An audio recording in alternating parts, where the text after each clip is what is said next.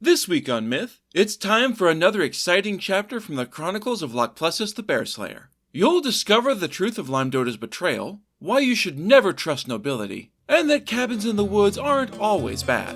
Then, in Gods and Monsters, two men will share the friendship of a lifetime.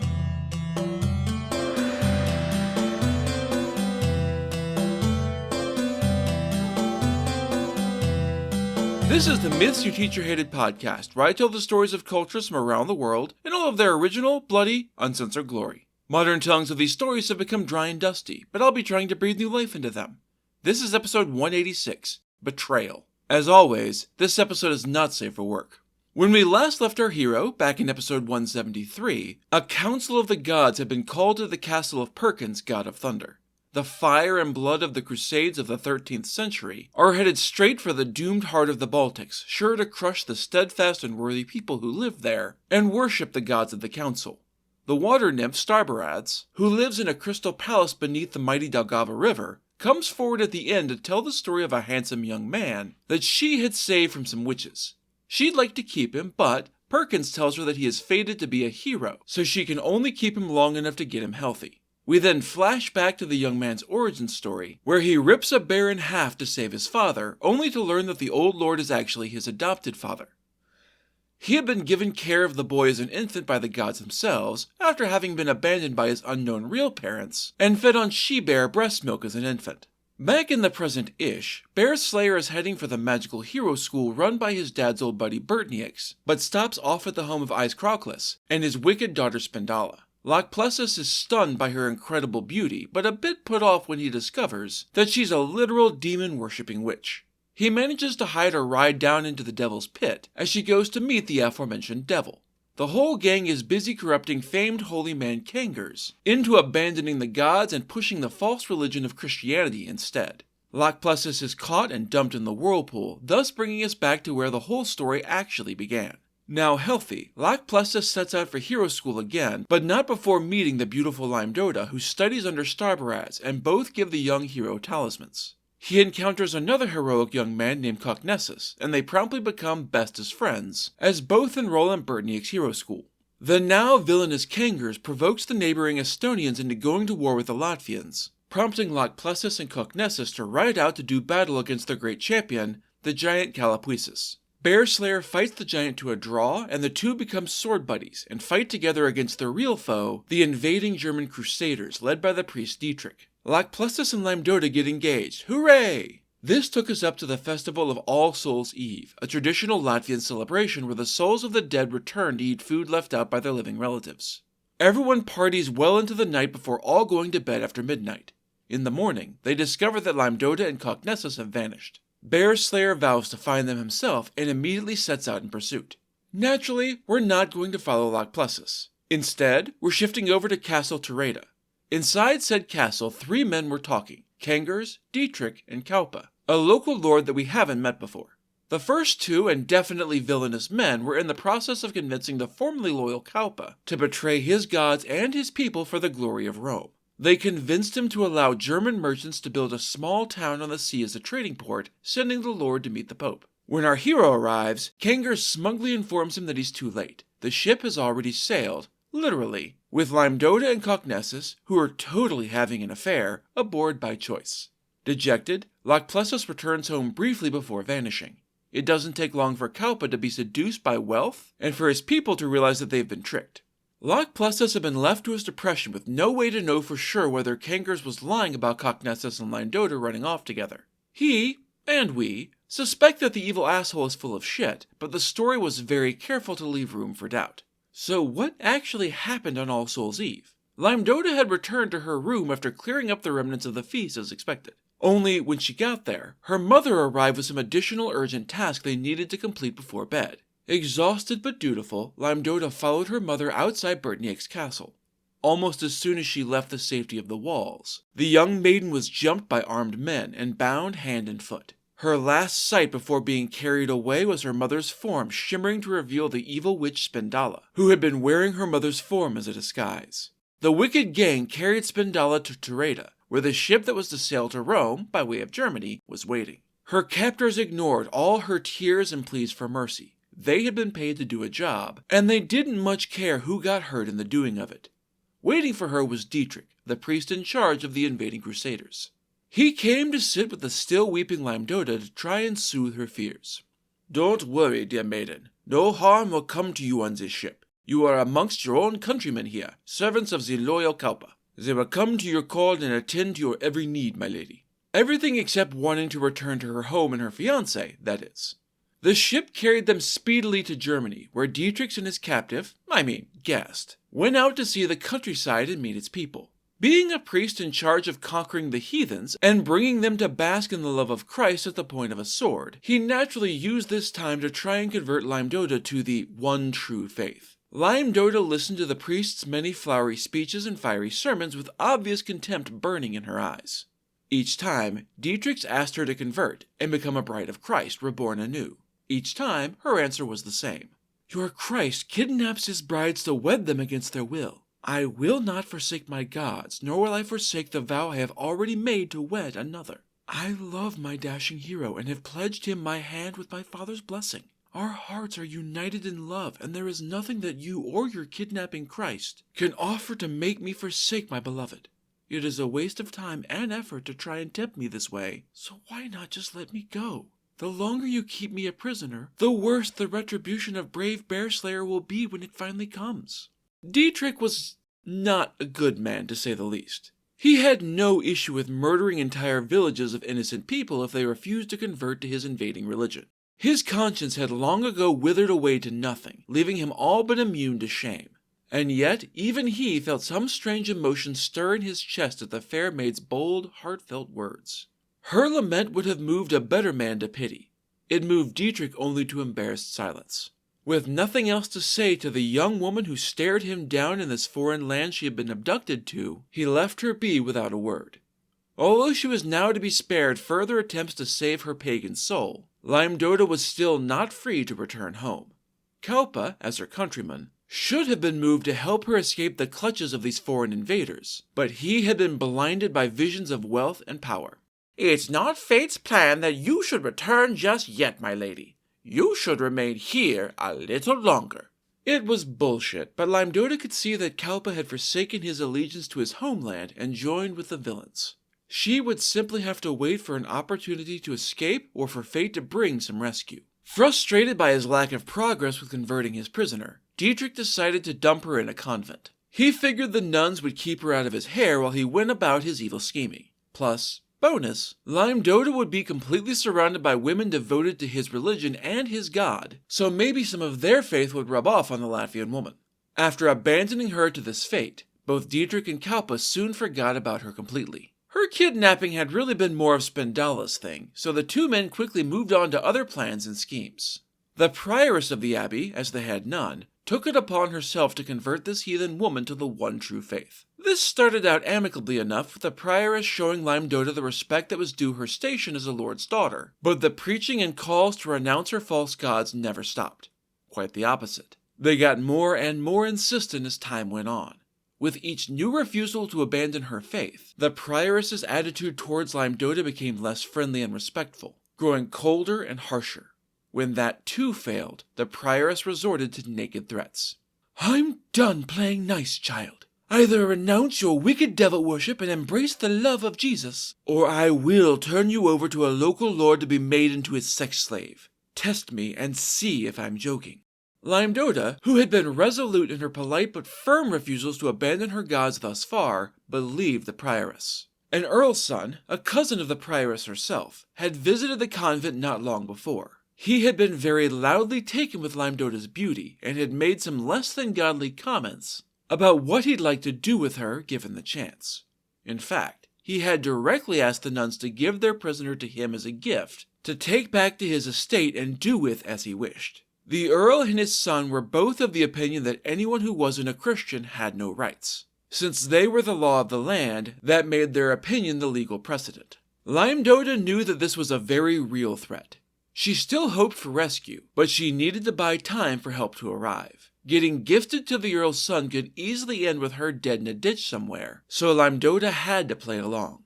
She bowed her head meekly. You are right, Prioress. I have clung to my wicked ways out of fear and doubt, but you have shown me the light. I will lay aside the gods of my heathen homeland and embrace the love of the one true Christ. She was bullshitting, of course, trying to buy time, but Laimdota was a decent actress, and so her conversion was accepted as genuine.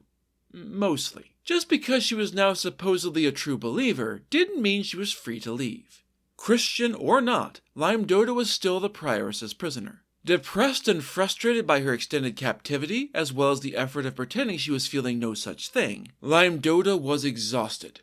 One evening, she took to her room early to cry in private and pray in secret to the god she still believed in for aid. Her prayers were interrupted by a commotion down in the cloister.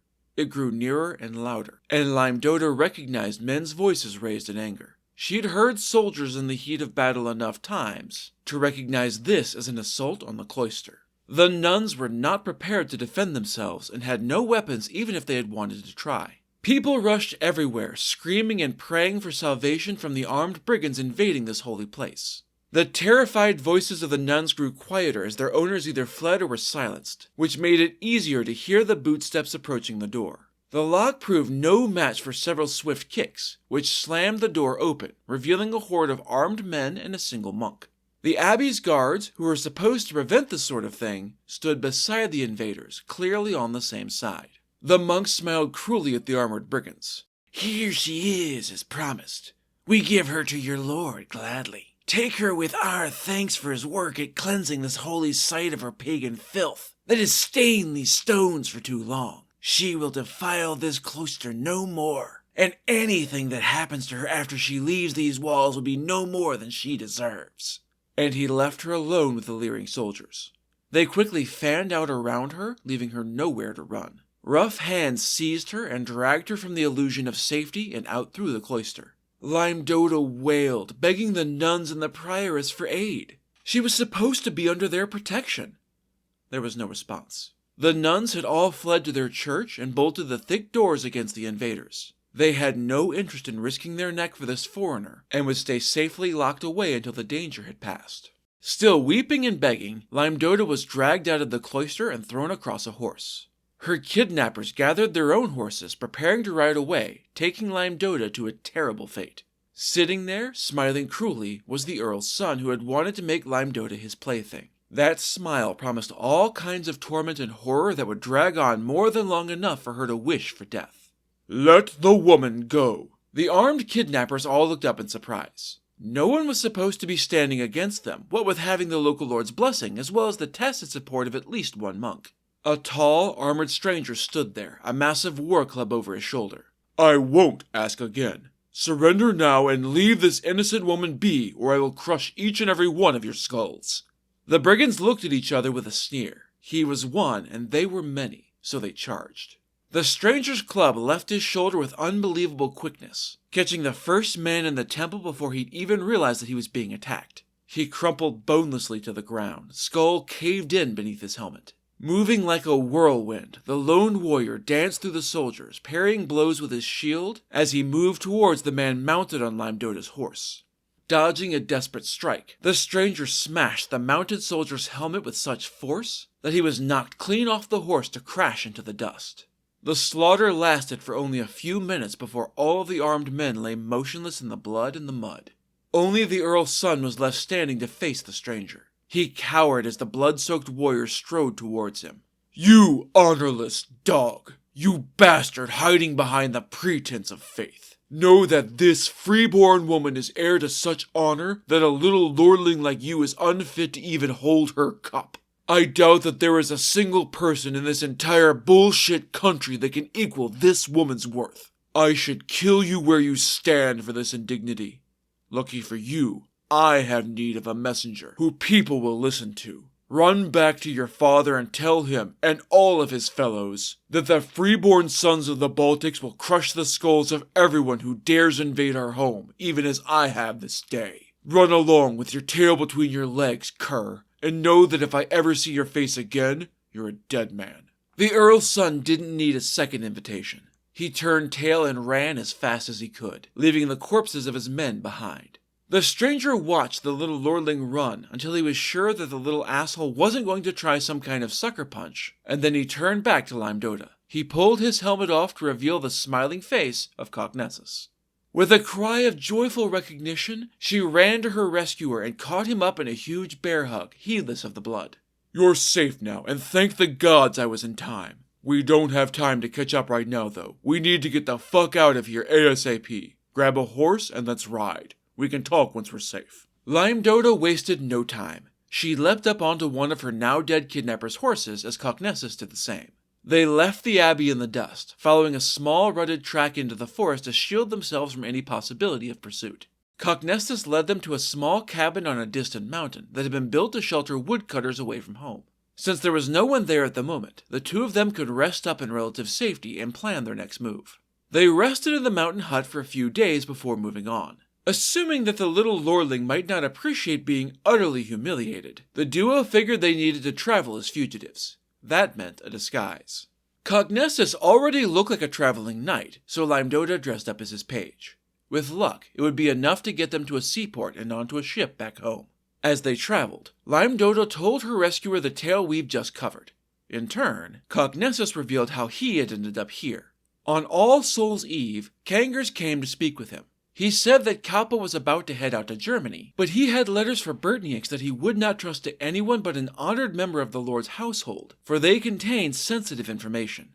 Remember that, although we know Kangers to be thoroughly broken to the will of Satan, he is widely considered a wise and trusted man by the people of Latvia. Thus, Cocknessus saw no reason to doubt him. He knew that Bertnieks was currently keeping a vigil for All Souls' Eve, so it seemed perfectly reasonable to head out before dawn to Tereda, which was not far away. He rode with the fallen holy man to the castle to meet with its lord Kalpa. Upon arriving, Cocknessus was told that the messages were not quite ready yet. As an apology and as thanks for acting as messenger, he was invited onto the ship to have breakfast. Kangers served the wine for everyone, a gift from the priest Dietrich, who likewise had not been revealed as a true villain. The wine was incredibly strong, and he was encouraged by his guests to down cup after cup, until he was absolutely shit-faced and passed out.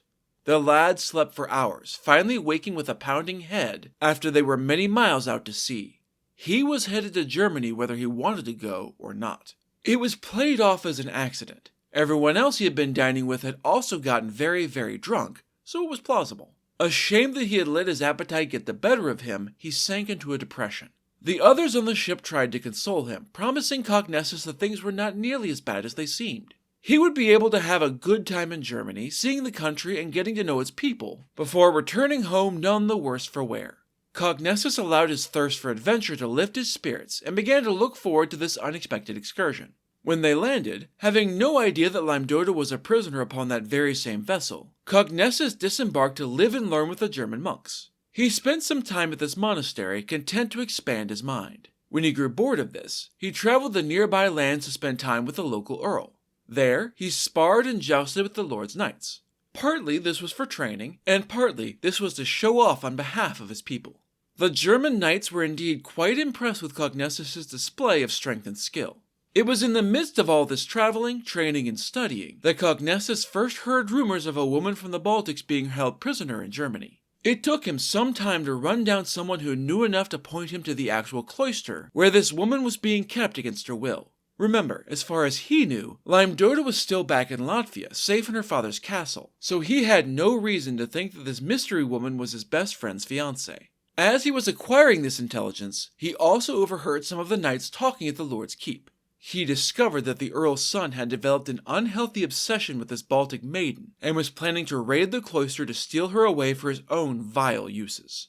Cocknessus was a true hero, and he knew that he couldn't sit by and allow this travesty of justice to transpire, especially not to one of his people. He followed the Earl's knights in secret when they set out on their raid, vowing to save the young woman from this wicked fate. When the innocent woman they dragged out was revealed to be Laimdota, Cocknessus's rage knew no bounds. He abandoned any plans to slip away from the camp with her in the night. Caution was burned up in the fires of his righteous anger, and he stepped out to slaughter these foul villains to a man. Partly for the reasons he stated, and partly out of a sense of obligation to the Earl who had been his host, Cocknessus spared only the Earl's son, though he thoroughly humiliated him first to drive the lesson home. Having thus caught up on how each of them had come to be on the run in this foreign land, the duo made their way across Germany towards the sea. Neither knew the land terribly well, not having planned to come here, so they were mostly operating off of the young hero's training at Bertnick's hero school. We'll have to leave them to this perilous journey for now, because it's time for Gods and Monsters. This is a segment where I get into a little more detail about one of the gods or monsters from this pantheon that was not discussed in the main story. This week's resentful figure is the committed bachelor. This story comes from Lithuanian mythological tales, collected by Nobertas Velius and translated by Barut Giskitia in 1998. Two men had been friends for most of their lives, both of them old bachelors. They hung out together all the time and got along famously and never ever fought. The two men were always together, no matter where they went. Everyone knew that if you saw one of the two somewhere, then the other was surely around somewhere. Were these men living a sort of secret gay life? Maybe. The story doesn't actually say, but it doesn't really dispute it either. Time passed as it always does, and eventually one of the two men died.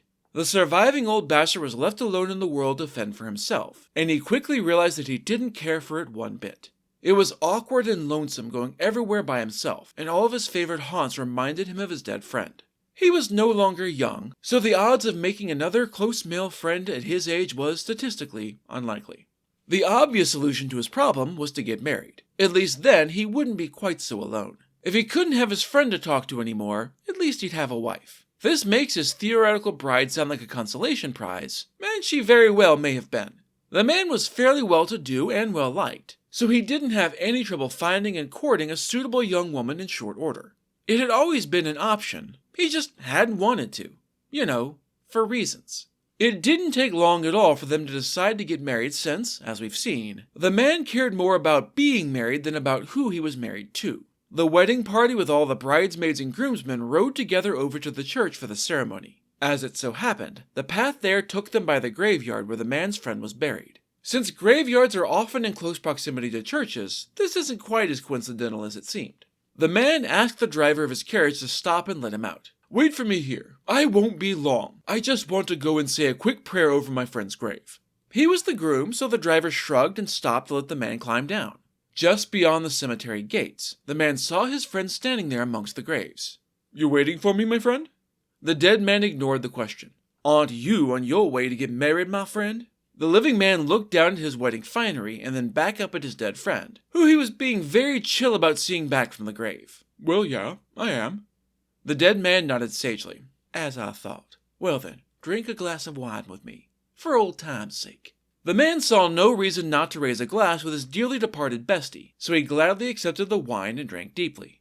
The two chatted about nothing of any great importance, mostly catching the dead man up on all the latest gossip. They drank a second glass, and then a third. The groom realized that he had been in the cemetery longer than he had intended. "Well, it's been a very pleasant surprise seeing you here like this, but I'm afraid I must be off. They're going to get tired of waiting for me if I don't head back soon." The groom walked back the way he had come and headed for where he had left the carriage waiting for him. Only, when he got there, no carriage was waiting for him. Nobody had stayed behind to wait. They must have gotten impatient and headed on to the church without him. He started running down the road after them, cursing softly. "Can't believe they just left me like that. I wasn't gone that long, and it's not like they can start the wedding without me. It's just going to take longer this way." It was a long, exhausting run to the small town where the wedding was to be, but something was off. The town didn't look right. There were 1,000 minor differences from what he remembered, each small in its own right, but disconcerting when taken together. The church was still more or less where it should be, though it too was altered from what he remembered. The man hurried into the church to speak with the head priest who was inside. "Padre, has there been a wedding today?" "No, I'm sorry, there's no wedding scheduled for today." "Can you just check, Father, please?" He gave the priest the couple's names, and the kindly priest obliged, searching his book of records thoroughly. His eyebrows shot up as his finger stopped in the middle of a page. "Well, this is strange indeed. There was such a wedding in this church, but it happened 300 years ago." Stunned, the would-be groom wandered out of the church and into the town. The myriad of changes made sense now. 300 years had passed while he drank with his dead friend, a century for each glass of wine. The man realized that he was even more completely alone than he had been before. No wife, no family, no friends. Depressed and utterly without anywhere to live or any way to support himself in this depressing future, he soon died himself. His ghost found its way to that same graveyard, and was reunited with his friend, who was, of course, waiting for him with a smile. Now they could be unmarried bachelors together forever as they had always truly wanted. That's it for this episode of Myths Your Teacher Hated. Keep up with new episodes on our Facebook page, on iTunes, on TuneIn, on Verbal, and on Spotify. Or you can follow us on Instagram as Myths Your Teacher Hated Pod, on Tumblr as Myths Your Teacher Hated, and on Blue Sky as Myths Podcast. You can also find news and episodes on our website at mythsyourteacherhated.com. If you have any questions, any gods or monsters that you'd want to learn about, or any ideas for future stories that you'd like to hear, feel free to drop me a line. I'm trying to pull as much material from as many different cultures as possible, but there are all sorts of stories I've never heard, so suggestions are appreciated. The theme music is by Tiny Cheese Puff. Next time, it's another listener request story. You'll see that you should really never trust a stepmother, that the months are some pretty chill dudes, and that being greedy never works out in the end. Then, in Gods and Monsters, supercalifragilisticexpialidocious isn't the only way to never be at a loss for words. That's all for now. Thanks for listening.